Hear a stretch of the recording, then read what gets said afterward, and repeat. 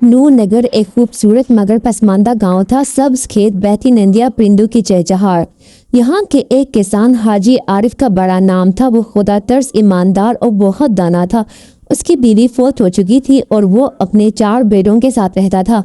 जाहिद जो इल्म दोस्त हमेशा किताबों में गुम रहता था। राशिद जो बहादुर किसानी और जिस्मानी ताकत का शौकीन था। फारिस खुशकिफ्तार, होशियार और नवी चालाकी का माहिर। 7 साल दिल खामोश, इबादत गुजार और खिदमत गुजार। एक दिन हाजी आरिफ को दिल का दौरा पड़ा।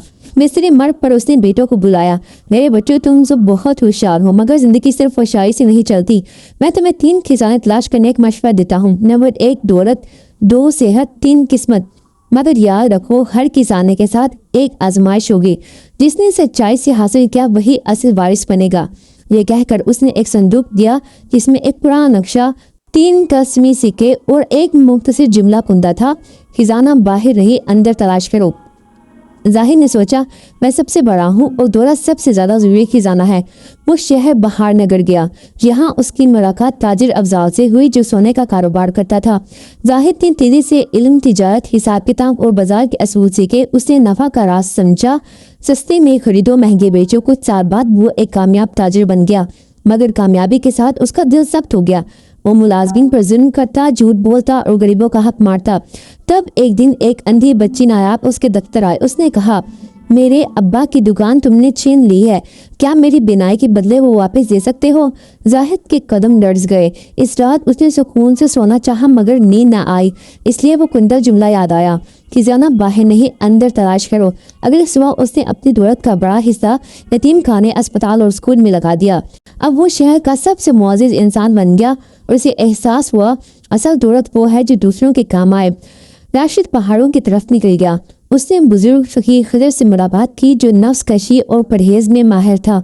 उसने राशिद को वर्जिश, ग़ज़ा, खामोशी और मुराक़बा सिखाया। सालों बाद राशिद पहाड़ों में सबसे मजबूत इंसान बन चुका था। लोग उसकी जिस्मानी ताकत के गुण गाते थे, मगर गरूर का साया उस पर छा चुका था। एक दिन उसकी मुलाकात उम्मी हवा नामी बुरी खातून से हुई जो बीमार और लंगड़ी थी। राशिद ने मजाक उड़ाया, काश तुमने भी मेरे जैसे वर्जिश की होती। उम्मी हवा ने सिर्फ इतना कहा, बेटा, जिस्मानी सेहत के साथ अगर दिल बीमार हो तो इंसान अंधा हो जाता है। राशिद खामोश हो गया। बाद में उसे पता चला कि अम्मी हवा ने गांव के 50 बच्चों को तालीम दी थी और उनमें से कई डॉक्टर बने थे। तब उसे एहसास हुआ, सेहत सिर्फ जिस्म की नहीं, नीयत, दिल और किरदार की भी होती है।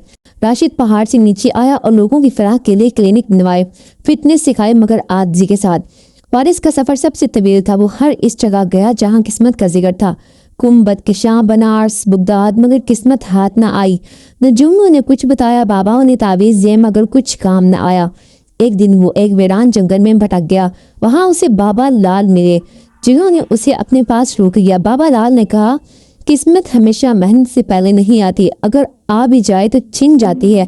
असल किस्मत वो है जो दूसरों की किस्मत संवारे। बाबा लाल ने उसे 3 बच्चों का स्कूल सौंपा। वारिस ने पहले नागवारी से कबूल किया, मगर जब उसने एक बच्ची आमना को जीतती जी पढ़कर उस्ताद बनते देखा तो उसका दिल भर आया। 5 साल बाद बादशाह के महल में उसे अवामी हीरो के तौर पर बुलाया गया। बादशाह ने उसे मुल्क का मुशीर बनाया। किस्मत उस दरवाजे पर आती है जो हमेशा दूसरों के लिए खुला रहता है। 7 महीने गया। उसने गांव ही में रुक कर मस्जिद की सफाई की, यतीमों को पढ़ाया, बूढ़ों की खिदमत की, दरख्त लगाए, अपने वालिद के मज़ार की देखभाल की। सब उसे सादा साद कहते, मगर उसके चेहरे पर एक अजीब नूर था।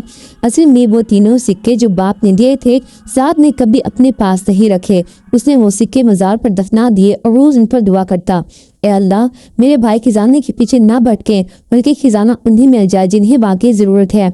15 साल बाद 3 भाई वापिस आए। सब अपने अपने खिजाने लाए और साद को कमतर समझा। तुमने कुछ नहीं किया साद, तुम्हें क्या हासिल हुआ? इसी वक्त गांव के बुजुर्ग, बच्चे, बेवाएं, बीमार सब जमा हो गए और एक आवाज़ में कहा, साद ही हमारा असल खजाना है। तब बाबा नेमत नमदार हुए। उन्होंने बाप के संदूक से आखिरी कागज़ निकाला। इस पर लिखा था, जिसने दौलत, सेहत और किस्मत सबके फ़ायदे इस्तेमाल किए वही मेरा असली वारिस है, और अगर वो तीनों के बगैर भी सबको दे दे तो वो सबसे अफजल है। सब भाई खामोश हो गए। ان کی آنکھوں میں آنسو تھے۔ تینوں نے اپنے اپنے خزانے کا کچھ حصہ سعد کو دینے کی کوشش کی، مگر سعد نے مسکرا کر کہا، بھائیو، میں نے جو پایا وہ بانٹنے سے بڑا ہے، خزانے کو دفن نہ کرو، زندہ رکھو۔ یہ کہانی ہمیں سکھاتی ہے دولت وہی ہے جو دوسروں کے کام آئے، صحت وہی ہے جو دل، نیت اور رویے میں ہو، قسمت وہی ہے جو دوسروں کی زندگی بدل دے، اور اگر انسان سادگی، محبت، خدمت اور اخلاص سے جیتا ہے تو یہ سب سے بڑا خزانہ ہے۔